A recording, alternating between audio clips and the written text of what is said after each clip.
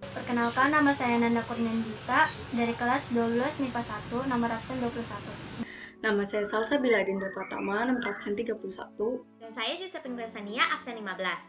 Pada kesempatan kali ini, kami dari kelompok 5 akan menjelaskan mengenai gagal induksi oleh perubahan besar induksi magnetik.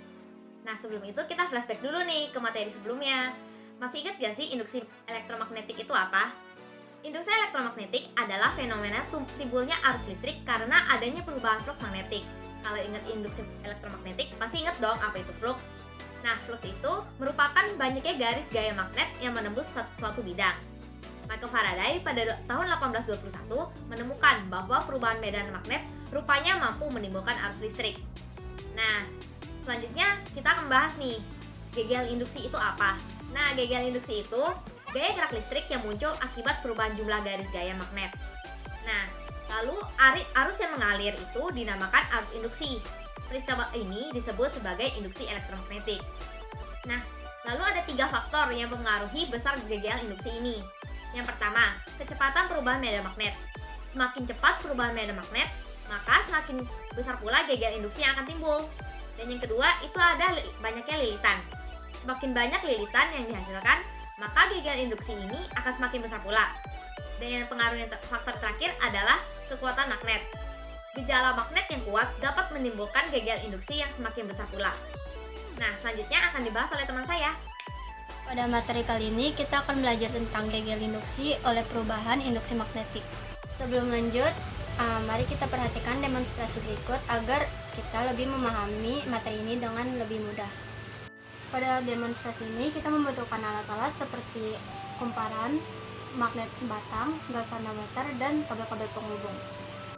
Sekarang jika kutub utara magnet batang digerakkan mendekati kumparan, maka apa yang akan terjadi?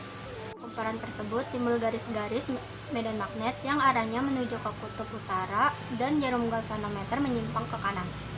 Lalu, jika kutub utara magnet batang ditarik menjauhi kumparan, maka apa yang akan terjadi? Ternyata dalam kumparan tersebut timbul garis-garis gaya medan magnet yang arahnya menjauhi kutub utara magnet batang dan jarum galvanometer menyimpang ke kiri.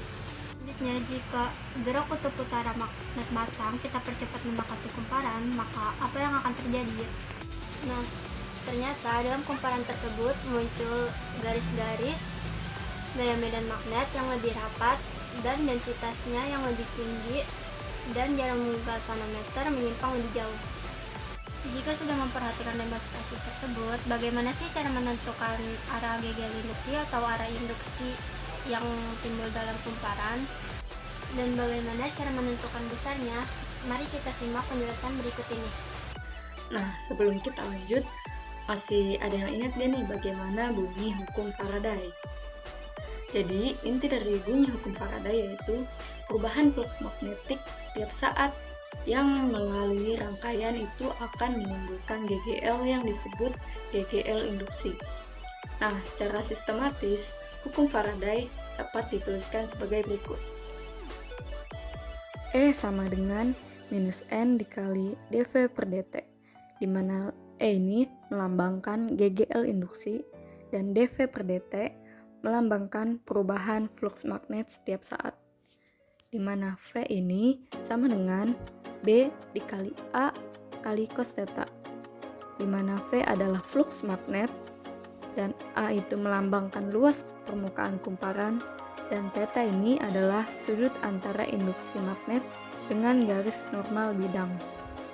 Sehingga bila kita gabungkan E sama dengan minus N dikali D per dt dikali B dikali A dikali cos theta, di mana D per dt dikali B dikali A cos theta ini merupakan perubahan flux magnet setiap saat yang tergantung pada perubahan induksi magnet atau perubahan luas atau perubahan sudut.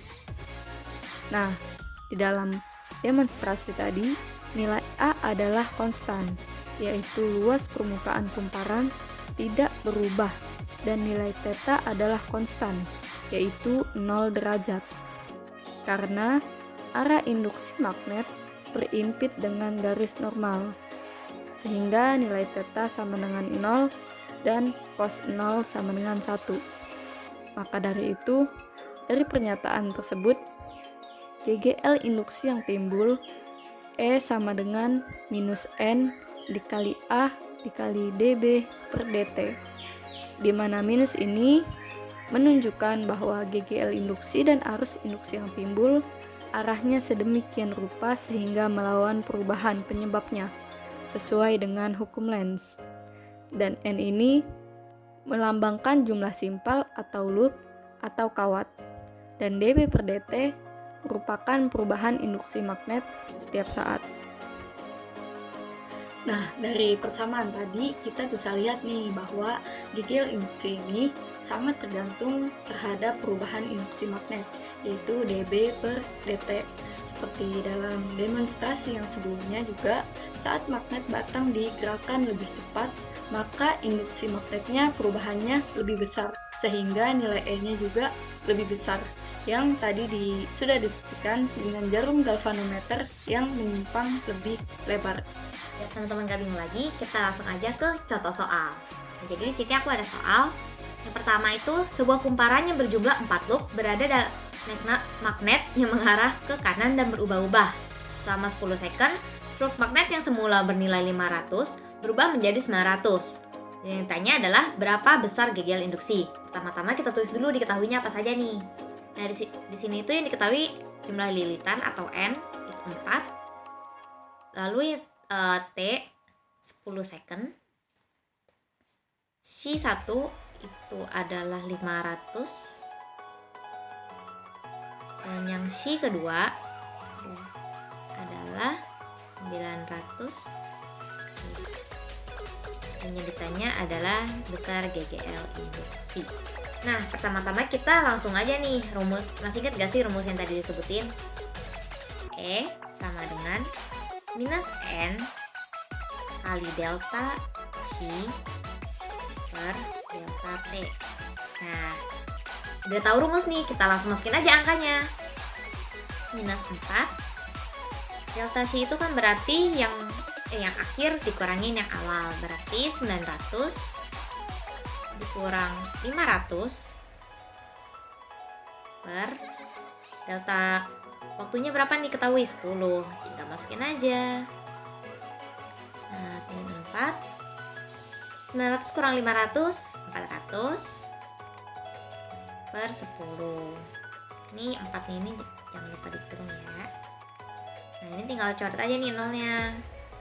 Dapat minus 160 volt. Gimana? Gampang kan? Kita lanjut ke soal nomor 2. Nah, di soal nomor 2 ini, flux magnetik dalam suatu kumparan 100 lilitan berubah dari 0,02 menjadi 0,03 dalam waktu 0,2 second. Nah, bila perubahan flux sebesar 0,06 terjadi dalam waktu 0,1 second, maka perbandingan GGL induksi yang dihasilkan mula-mula dan akhir adalah, nah ini ditanya perbandingannya. Seperti biasa kita masukin dulu apa aja yang udah diketahui. Yang pertama itu yang diketahui adalah N-nya. Jadi N-nya itu ada 100 berubah dari 0,02 menjadi 0,03. Berarti ini kita sebut aja yang pertama itu adalah yang A dan yang kedua itu adalah B ya. Nah, jadi yang si A1 0,02, si A2 sama dengan 0,03. Terus diketahui juga waktu yang pertama atau TA itu adalah 0,2 second. Nah, selanjutnya itu ada lagi yang diketahui flux yang B berarti ya. Yang si B berarti cuma ada satu nih 0,06. Terus waktunya itu adalah 0,1. Nah, ditanya perbandingan. Nah, berarti kita langsung aja E1 banding E2. Nah, masih inget dong rumus E1 E itu apa? Minus N. Karena ini pakai flux, berarti kita masukin aja delta flux. A per delta A per minus si B per delta B. masukin aja nih angkanya nih. Minus 100. Nah, delta si A karena ini ada 2, berarti kita kurangin 0,03 dikurang sama 0 kurang 0,02 per waktunya itu ada 2 second, maaf. 2 second ya. Per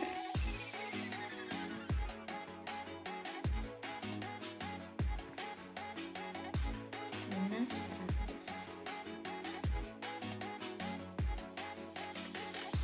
0,06 per waktunya itu 0. Nah, ini kan 100-nya sebenarnya bisa dicoret nih. Langsung coret aja. Nah, jadi tinggal 0,03 dikurang 0,02 sama dengan 0,01 dibagi 0,02 per 0,06 bagi 1.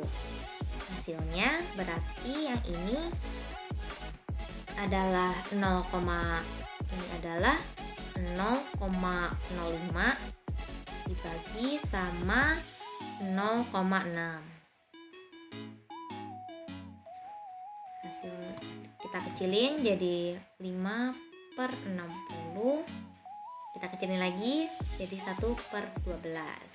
Nah, jadi perbandingan dari GGL induksi yang pertama dan yang kedua, atau yang awal dan yang terakhir, adalah 1:12. Gampang kan? Kita lanjut aja ke selanjutnya. Yang sudah dijelaskan pada materi sebelumnya, dalam kehidupan sehari-hari, induksi elektromagnetik digunakan sebagai pembangkit energi listrik. Pembangkit energi listrik yang digunakan contohnya itu generator dan transformator atau trafo. Generator adalah alat yang mampu mengubah energi mekanik menjadi energi listrik. Terdapat 2 jenis generator, yaitu generator searah atau DC, yaitu dinamo, dan generator arus bolak-balik atau AC yang disebut juga alternator. Generator bekerja sesuai dengan prinsip induksi elektromagnetik, yaitu dengan memutar kumparan dalam medan magnet sehingga timbul GGL induksi. Sementara itu, trafo adalah alat yang mengubah tegangan AC dengan memindahkan energi listrik secara induksi melalui kumparan primer ke kumparan sekunder. Trafo menghasilkan GGL pada kumparan sekunder karena medan magnet yang berubah-ubah akibat aliran arus bolak-balik pada kumparan primer. Arus tersebut kemudian diinduksikan oleh besi lunak ke dalam kumparan sekunder. Trafo dibagi menjadi 2 jenis, yaitu trafo step up dan step down.